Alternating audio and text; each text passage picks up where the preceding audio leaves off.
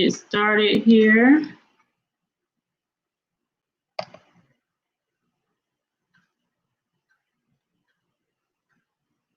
All right, so welcome at Facebook, YouTube, and I think I am on my personal page. So let me first welcome you. I am Danielle Steele Williams, and this is my husband, Keith Williams. Yes. I am the founder of For the Lives of Prison Wives and author of Prayers of a Prison Wife. And let's see, if you can hear me, at least drop in the comments. Hold on one moment. Let's see here.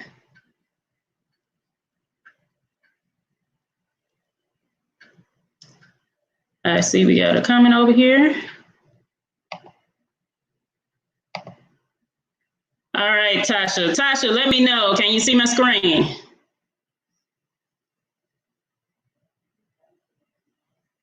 I know it's a little delay.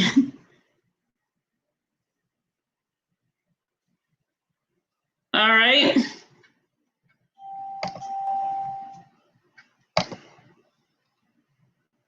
Prayers of a Prison Wife can be found on Amazon or either my store, that's store.forthelivesofprisonwives.com for an autographed copy. And we have a bundle available now with our book and a cute little, well, y'all can't see it right now, but I'll show you when you come back, pen here. Instagram can see it, diamond pen. Also, we have bi-monthly subscription boxes, graphic tees, mugs, and more at store.forthelivesofprisonwives.com.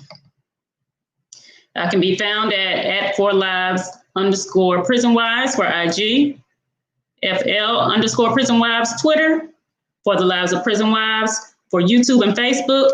And if you are a loyal lady, you can join For the Lives of Prison Wives Loyal Ladies Group. All righty.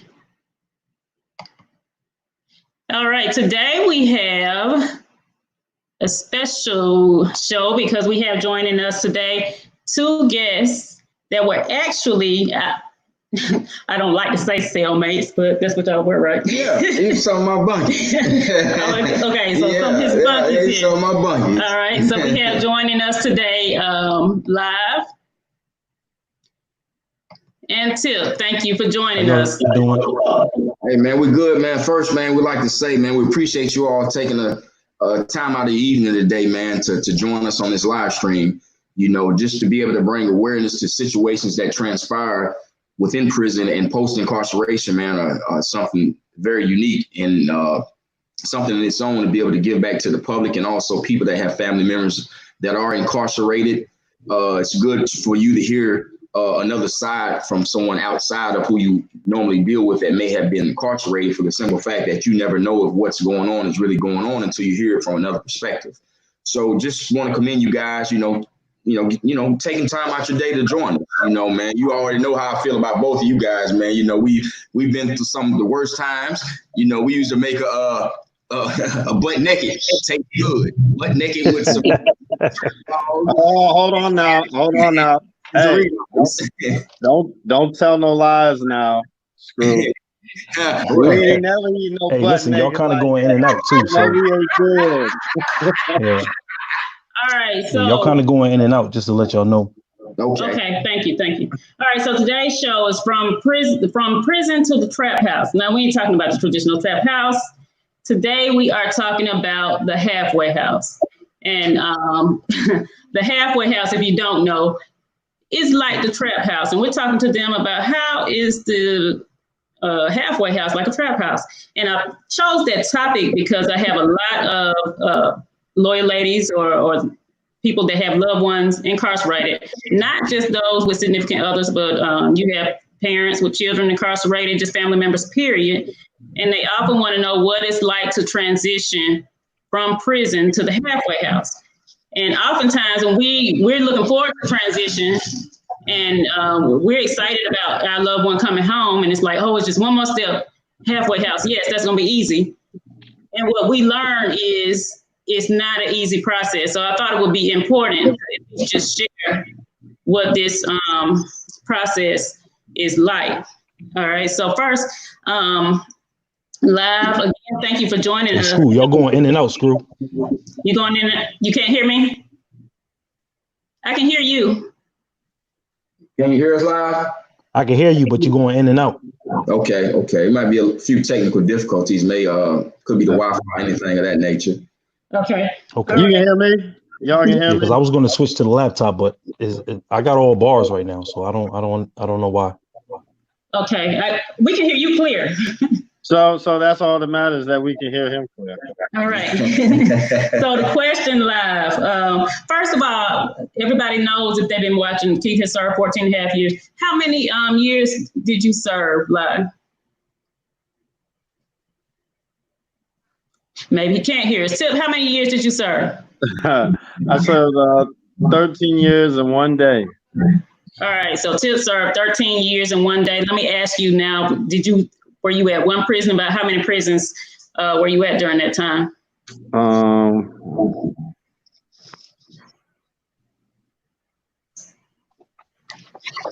About 3 or 4. If you count a couple of detention centers, it's more than that. Okay. Were there were you at different security levels? Yeah, just medium highs. Then I got, luckily enough, my points got dropped to a low. They told me I'd never go to a camp, so low was good. All right, so he's been to about 4 prisons. I know Keith had been to about 7. And I'm trying to see if live, I'm giving him time to get back situated before I go to him. So we'll just stick with you for a minute. All right, so just tell us, first of all, when you first decided, well, you didn't decide, but when you first found out that you were going to be released, what did you do to prepare mentally for that transition? To come home? Yes, go ahead. Well, I basically, because I was into a lot of stuff, throughout the years while I was incarcerated to help pass my time. So I had a lot of stuff on my plate. It's business everywhere. It doesn't matter where you're at. If you're running a business, stuff like that. So I basically cut out doing anything business-wise in prison or certain stuff that I do part of my daily or weekly routine and might involve other individuals. I cut all that out because you don't want to have somebody owe you and you're going home, or your mind is mentally still stuck on, oh, I got to get $50 from this guy right here. When the bigger picture is you're going home, you got to worry about car, clothes, real life stuff, because the stuff that we were in there on the day-to-day, it kind of trains your mind to think that way. And then when you're at the door about to go out, now it's a struggle between, do I keep with this mentality of how you're moving in prison, your day-to-days, your week-to-weeks, or do I cut it all out and just go head first into the plethora of things you got to worry about when you're in the streets? I mean, bills, job, everything. If you have kids, then you're worrying about the kids. So I give it to guys that have multiple kids and they get out and they do well, because just getting out is stressful. You know what I'm saying? Trying to, I guess, get allocated back in society and kind of feel like, make it where we don't feel like we're outcasts, Okay, so basically you had to transition your mind from the prison lifestyle to what it possibly, because again, you did 13 and a half years, so you didn't exactly know what you were going to be walking into. Yeah, I mean, so yeah, you don't know what you're walking into. And all you can do is try and prepare. I used to put my mind or myself in certain situations that I thought I'd be running into when I get out. So I'd be like, well, I can't act like this, even though I act like that in here. Out there, people look at me different, you know. But you're right about that too, Tip, because the simple fact is you have to cut out old habits, because the same habits, if you keep continuously doing them in there, you're going to do them out here. So what you're saying is, I understand you crystal clear. You know, you have to go ahead and transition to be able to have the best opportunity possible to succeed out here, because a lot of the habits we have in here, in there, we can't bring out here because we're trying to be accepted. And, you know, on a smaller level, even though we were just talking about on a mental level, mentally, the way we register certain situations in there and how people register them out here on a smaller level is like you first get out here, and I got home and I had shower slides in the shower. Yeah. So, and I did it for a while, and then I was like, I'm, you know, why am I doing this? I don't have to have shower slides on anymore. No. And then spitting in the toilet instead of spitting in the sink. I always spit in the toilet because it was instilled in me. Then I get a halfway house and guys looking at me spitting in the toilet. They said, "Man, you're not locked up anymore. You can spit in the sink." You know what I'm saying? So just getting used to little stuff like that. That's on a smaller level on about the topic we're talking about, but it's clear as day how you have to try and change, you know what I'm saying, years of habits. Understood, my brother. Live. What's up? How you doing? Good. So Live, tell us, how many years did you serve? I had a 20-year sentence, but I got the clemency.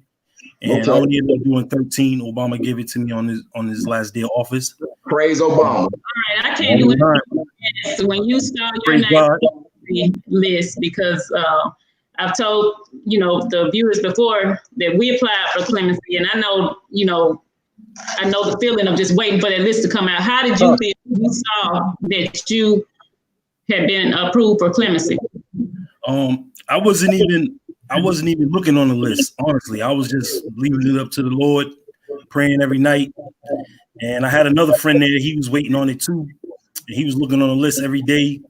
So he would come to me like, "Yo, I was on the list. I wasn't on the list." I was like, "You bringing mad negativity to me." So now he's bringing my morale down. Okay.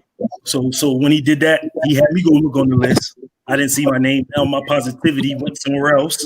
Mm-hmm. Then I think like 2 days later, they told us don't go out to work.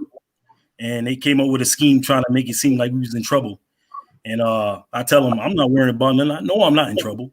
So when they called us into the office, I was the last one. Everybody coming out there mad us, because I guess that's what they told them to do. So when I go in there, they're like, "You know why you here?" I said, "I know I didn't do nothing wrong. So it can't be nothing bad." He was like, "Well, you ain't got nothing bad. We got an affidavit from the United States of America from the president's giving you clemency." And right then and there, like my heart just stopped. Like, you know what I mean? So it really didn't hit me because it wasn't immediate release, but I was still grateful, you know? Mm-hmm. So that changed, that kept like all throughout the years. I always had a positive mind frame that I was going to go home before the 20 years. And right there, it just kicked in that I got to get on the ball. I had to get on the ball. So it was a blessing. Yes, that is. All right. So I was asking, I asked Tip, how did you prepare mentally for your release? What were some of your fears? My biggest fear is not knowing what was going to happen. Like, you know, people tell you a whole bunch of unseen things. "Oh, I got you when you come home. Oh, don't worry about nothing." But this is not that wasn't my first time in prison. So I knew what to expect when people start saying that. So, but, you know, thank to God, I had a good woman. You know, she was supporting me like right at the end.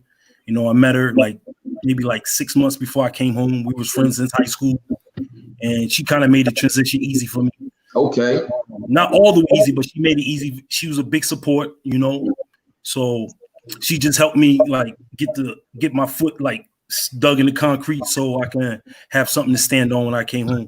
Exactly. Right. I commend her for that, live. Yes, and I love her. I have the opportunity to see her and speak to her on numerous occasions. You know what I mean? Just I just want to give her my gratitude for enduring this hardship with you. You know what I mean? Allowing you to come home and be able to transition the correct way. You know what I mean? I'm gonna let her know. Support system to do that, and I commend her on that. Right. She keeping me in check. Forget the PO. She's keeping me in check. Yeah, Right. as women supposed to keep us in check. Exactly. So let us know what we gotta do. All right. Yeah. So next, I had a question for you. Has the transition been what you expected? So you're preparing mentally. You didn't know. You said you were walking into the unknown. So once you got there, was it what you were expecting, or how was it different? Was it better than what you thought? Was it more difficult? Can you hear me? Oh no, my fault. I thought you muted me. My fault. Oh wait, hold on. Well, go ahead. You can go ahead and answer. That's fine. I can say it was 50-50. It's like my expectations was high, but I kept it to the medium because I know if I had put 1,000 expectation into it and it didn't go that way, I might resort back to my old ways. So, so once I got to the halfway house, I told myself every night, like, I can't go back to jail. I got the clemency. Everybody's against me. They expected me to go back and do the same thing. So I just did the right thing. What I was supposed to do. Got a job, got a bank account, got to go get my license, pay my old fines that I owed. So I just stay positive, and with that, I think I just stayed the course with it. So, well, other than that, I just didn't want to let myself down. So the things that I put forth and being positive. I got this philosophy. There's only two things in life. It's either you're gonna be good or you're gonna be bad. So I don't want to be bad. So I just want to do the good things, and so I just did all the positive things, and that's why I'm here right now. Okay. Very good. All right. Let me ask Tip right quick. All right, Tip, you want to answer that question? Or was it what you expected, your transition to the free world? Was it more difficult for you? Was it easier for you? It might have been a little more difficult just because I'm such a stickler to try and make everything work the way I, cultivated in my mind. So when I was like, all right, well, I'm supposed to go here, work for this guy, then within 6-7 months, I'm gonna purchase the business. None of that happened the way I planned. So halfway house, they only gave me 2 months. I was hoping on more.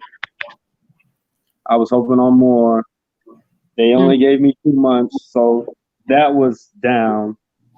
That was a disappointment. Then, of course, it's good eating good food and all that. But then when you get closer to out of the halfway house, if you don't have a job or anything like that, you basically have to worry about, I don't want to be 30-some-year-old man, no job, nothing. Yeah. Mm-hmm. So you got to worry about them.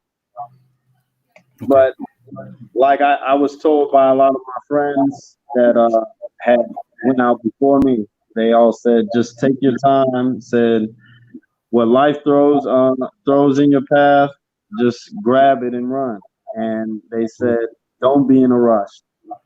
And they kept telling me that while I was in there. And I was like, man, I want to get out and do this, that, and that. He said, look, trust me. He said, fall back. Whatever comes into your way, grab it, do the job, give it your all, something better will come. Yeah. And then I stuck with that mentality. After the initial halfway house and you're out, and then people in a halfway house treat you worse almost than as if you were in prison. Yeah. They were upset that we made it out to where we're in the halfway house. You know what I'm saying? That's exactly where I'm going with this trap house. So we just didn't expect the halfway house. We thought it was going to be more beneficial. No, yeah, of course. Would you say so? So I guess you too, Keith. You can put yourself in the camera. Yeah. So all of y'all would kind of, I would say, for your experiences, it wasn't helpful. I mean, mine. Yeah, I was happy because I get to sign in to go and eat free food. I mean, not free food, but I got some money. My family, I'm supported. So they're going to make sure I got some money so I can eat Chinese food. I haven't eaten that in 13 years. So all of that was good, and then walking around. But there is another side of that because it felt uncomfortable a couple times just because I felt like I was an outsider, you know, like people looking at me more than they would have other people. Like I look different or something, you know, so it kind of felt kind of weird like that at some places I went to. But after that, I shook all that. I mean, everything works out the way it's supposed to. I mean, I done moved down to the beach. I'm a business owner now, working every day. God bless that I still have constant work. You know, I mean, I couldn't have planned it better, even though I was pushing for it to be a year ago that I do everything I've accomplished so far. It still happened. Huh? I said it still happened though. Yeah, and it's still happening. I mean, everything hasn't unfolded yet for my future or anybody else's. So you can't get stuck up on the small victories, even though they seem grand in other people's eyes. It's a way to stay not stagnated in situation when you in your mind think, well, it's a small move that you made, because I'm thinking on the next, you know, the next big move. So I don't want to get stuck on, oh, I should be content right here. Look where I was at. I'm not focusing on where I was at. I'm focused on where I want to be. So I don't say, oh, I'm good because a year ago I was in a cell and all that. Nah, I'm not good. This is not, you know, part of my overall. So, nah, I'm not content with what I'm making a little, you know, better money. I don't have to worry about certain things, but that's not the ultimate goal. You know what I'm saying? So I keep that in my mind, back of my mind. So I keep pushing forward. That's all I can do. Right. Where we've been. All right, wow. So your halfway house experience. I know one thing that we talked about was people may not know. First of all, in case you don't know what halfway house is, halfway house, once returning citizens are released from prison, they go to a halfway house, transition home that should prepare them for re-entry into society. So, like I said earlier, we're thinking that's helpful and a process that's going to kind of speed things up. But in order to leave, you have to have work. You have to work. So when you found your job, what was something that you were surprised by that you didn't know that we talked about earlier? Who, me? Yes, like you got to give them 20% of your gross. It's 25. Yeah, 25%. Mine's is 20%. Before taxes. Yeah. Okay. So, before taxes. So after they take the taxes, that's basically 40% of your check gone. Mm-hmm. So, and that kind of help you how you can save money, how you do your day to day, how you buy your cosmetics, you know, how you take the train, how you take the bus. You know, by the time that's all said and done, you probably spent your whole paycheck. And then by the time you leave, you don't have any money saved up. How you supposed to save up for an apartment? How you supposed to save up for a car? You know, so that was like a major hurdle for me too. You know, and just like I said, my girl, she did a lot. She came through in the clutch for me, and I was there. I think almost 7 months, 8 months, and like the fifth month, I ended up getting a car. I didn't tell the halfway house, you know. Because why pay $400 for the train every month when I could be paying a car payment, you know? So that was a hurdle for me, So the halfway house ain't always what it pan out to be. It's hard. I feel like it stagnates you, and they ain't really trying to help you, because if you don't apply yourself, you're not going to get none, because they don't help you get employment. They don't help you get your IDs or nothing like that. They just tell you, oh yeah, go over here, go do that. But if you lazy and you don't want to do it, what's going to happen? You gotta have that motivation. You gotta stay on the straight narrow line. You gotta understand that it takes you, nobody else. Nobody's gonna push you to do the right thing. At the end of the day, it's all on you. Right. If you caught up in the internet, you're not gonna make it. If you caught up in the Instagram and you want to do what the rappers is doing, you're not gonna make it. You have to be humble. You have to remember where you came from.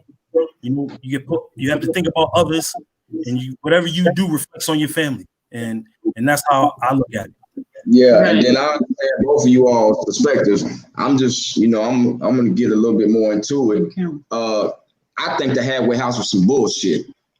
Pure point fact. I don't want to say it like that, but you need to say it like that. Plenty of times I was at the halfway house, y'all. Y'all know I'm gonna keep it real. That I want to go back to prison, for the simple fact that I consider this supposed to be my transitional period of my post-incarceration. I'm thinking that they're going to have people in position that want to see me succeed, help me to succeed. But it was so many hardships. The particular halfway house that I was at had a director who was just more about the guidelines, and it was just not on the situation as far as trying to put you in position. We weren't allowed to have like homes. Now they are at the halfway house at this time, the one I was at. But at that time, we weren't allowed to have them. This right here gives you some of the necessary tools as far as looking for employment, as far as going on job hunts and being able to use the different Google Maps or whatnot to find locations, especially if you don't have any transportation. They don't point you in the right direction, because what I got out of it, they want to see you fail so you can go back to prison. They want to get the money momentarily while they can get it up off you. And then when you're gone, somebody else is gonna come and fill your bed, and they're gonna get some more money, and you're gonna be back in there. And this a domino effect where they want to do it to the next individual, because people are gonna continuously come and they want to see you continuously fail. So knowing that I'm seeing the people doing this on a regular basis, it just made me, like, man, why am I here? And then not just what you were talking about, a lot of the subsidies, 25% of my check before the growth, before the taxes, it didn't make any sense. I'm transitioning. I'm supposed to be saving up money, trying to prepare myself for when I get out of the halfway house to have some money stacked up to be able to, like you said, get a car or get an apartment, whatever the things I need at that time pertaining to what's going on in my life, because everyone's situation is different. They're not trying, it just wasn't set up that way. Everything was hard. You know what I mean? So halfway house was some bullshit. Put these guys on home confinement, man. Go ahead and get their marches out. Yeah, but they make you beg for home confinement. They make you beg for home confinement. You already got money. So let me ask you this. Since once again, the picture that's presented is that it's supposed to be helping you with reentry. So were there programs in place to help you find jobs? No. I mean, you learn how to, because at this point you got 13, 14 years of your life gone. So you have empty space when you get ready to apply. You have gaps in your resume. So did they teach you how to fill the gaps? No, they didn't teach you. They sent you to programs like I said to you before, like they send you to these workshops where they just give you the paperwork, but they just really trying to fill the seat so they can get the grant, in my eyes. Exactly. So, like I said, I got my job through a friend. He's working at UPS. You touched on something else, and something else that I would just like to say for people that do have loved ones that are coming home. It's more so about networking and connections, even in the halfway house. So my husband was fortunate enough that he connected with some people in the halfway house that have jobs. So if you have a loved one going to the halfway house, make sure that they just talk to the people in there and see where they're working. Somebody might give them an opportunity for employment just because, they know the situation. So can I recommend something for the people that's listening, like to tell their loved ones that when they do get out of jail, like push them in the trades, like carpentry, plumbing, because those jobs are more lax on the record thing. You know, UPS, they hiring, they don't care about your record. They want to know after 4 years, 2 years, 3 years, they cool with it. They love me. I was there. Like I'm an electrician now. I got in the union, but I put the grind in to get in, you know. So they're real lax on the felonies. I really, really recommend that. Try to find a trade. They're gonna teach you everything. I didn't know nothing about electricity. Nothing. All I knew, plug it in the wall. That's it. That's all I knew. You know, and I'm in the union, so we live in proof right here that, you know, doing all the time, you don't have to come home and do what you used to do. That is really up to you. You know, so Fast. I recommend the trade. I recommend the trades. Whoever's listening, I recommend the trades. The trades construction trades are good. Mm-hmm. All right, yeah, and that's just you know, kind of like Keith, you were telling me the other day. Well, actually, it was this morning or yesterday when you were applying for jobs. It's just different now from when you all were out there. He's not able to go in and talk to anybody. You know, you're applying online for everything, so that can be complicated. So that's another, like you said, push for the trades. Yeah, it's probably the quickest and easiest. Just push for the trades, you know, because the industry is real big right now, and a lot of people really don't want to do it, but they just want people who's going to show up every day, who's going to work, and the pay is good. The pay is good, you know. And like I said, I recommend it. They taking minorities. That's the big thing right now. They taking minorities, women. Y'all got the green ticket. They ain't gonna turn you away because there's not a lot of girls who want to do it. You know, out in Boston, they in New England, period, for the minorities and women, they pushing it. You know, so I recommend it highly to everybody. All right. So yeah, anything you want to add? You know, it was a good dialogue. You know, it's just always a great opportunity to talk to these two gentlemen right here. Yeah, and I just want to say I appreciate y'all. Thank y'all, because as soon as I told them what I was doing, they jumped right on and were, you know, ready to come and share their stories. And thank y'all, because only you know the experience that you've had, and you know, I know every Saturday morning I hear you calling or keep calling you. Hey, but we can't put in no right now. Hey, but Milwaukee in the over, Lakers in the over. Yeah. The Nuggets under 5 minutes. Hey D, ain't got no sports. Hey, D, I remember calling D every week. They were putting the list up for the clemency. I'd call her like every time. Yo, is his name on the list? If I couldn't even check myself, I used to call D. I'd be like, did he get the clemency? Is his name on the list? And she'd be like, no. And then I remember the last one, it crushed me. Yeah. When I finally looked up myself and I didn't see Screw's name on there. I didn't see Keith Williams on there. And I was like, it crushed me. And then I was just like, dang, man, I gotta call D. I know she might not want to hear from nobody right now, because I know Screw is going crazy and she knows his mind is going crazy. And then all of a sudden, I think it was like what? 2 months later. 3 weeks later or something, or 2 weeks later? Was it 3 weeks? I thought it was about 3 weeks later. It was about 3 weeks later, and she was like, yo, the lawyer that put him in for the clemency, he put him in for the 21? Yeah, 2-point reduction. Yeah, the 2-point reduction. Yeah. And she was like, yo, he got it. This and the third. I was like, dang, because Screw had left me. You know what I'm saying? He left me. You know, I had to keep in contact. Yeah. I was looking for him even though he wasn't here, you know? Yeah, man. It's always appreciated, man. You know, out of all the brothers I've come across, man, there's very few that I consider my friend, man. But you are two of the ones that I consider my genuine friends, man. You know, from me to you, man, I love you guys, man. Love you too, brother. Thanks for having me. You know, we're going to love to have you all back on the show throughout the period when we have various topics, because I feel like you all are very transparent and you understand the things that we're trying to do, and you know the things that are necessary for us to get to the audience that we're sharing this with. So, you know, what you guys doing, I salute you, man. I salute you. Continue on staying on the right path, my brothers. You know, I'm sure I talked to both of you all throughout the duration of the week, and I look forward to it. You know, Danielle appreciates you. The audience appreciates you. Yeah, that's what I was trying to tell y'all before he jumped in and interrupted me. Oh, man.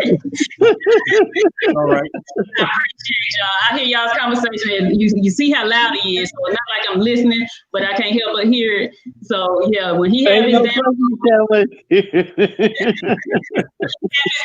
I can tell y'all lifting him up and vice versa. So thank y'all, and I appreciate that. Yeah. Same to you. Thanks for having us. See y'all soon, man. All right. Now I gotta come to Alabama, man. I gotta come to Alabama. God. Yeah. I might stop right, in Houston first. You might have to come see me in Houston, though. Don't worry about it. H-Town born. All right, man. All right. Have a good night. Yeah, man.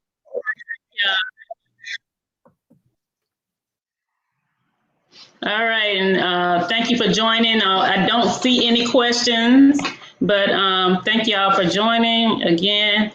Catch us next Sunday, and the recording will be up on IGTV and YouTube as well. So thank you, and y'all have a good night. Good night.